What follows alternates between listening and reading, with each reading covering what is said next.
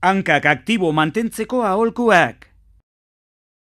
Hankak gorputzaren zutabeak diren heinean, ongi zaindu behar dira bizi osasuntsua eduki ahal izateko.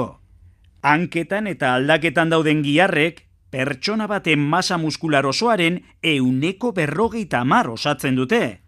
Gauzak horrela, onats hanka aktibo eta osasuntsuak izateko zenbait gomendio. Egizu egunero ariketa fisikoa, ordu erdiz edo ordu betez ibiltzea, aski da hankak bizkor mantentzeko eta odol zirkulazioa hobetzeko.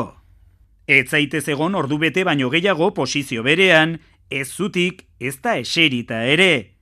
Gure giharrak oxigenatzeko ezinbestekoa da ordu betean behin, altxatzea eta ibilalditxoa egitea.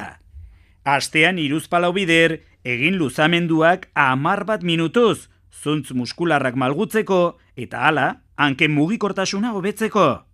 Denbora luzez eserita egon behar baduzu, hankak goratzea komeni da.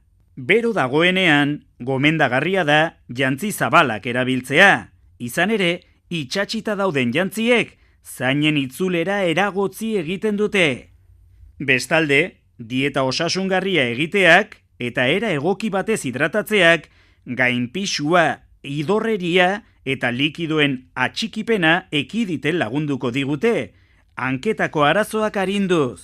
Azkenik, oso gomendagarria da fisioterapeutarengana sarri joatea, hark geure ibiltzeko modua berrezten lagunduko baitigu, zirkulazioa, mugimendu maila, malgutasuna eta indarra hobetzeko tekniken bitartez.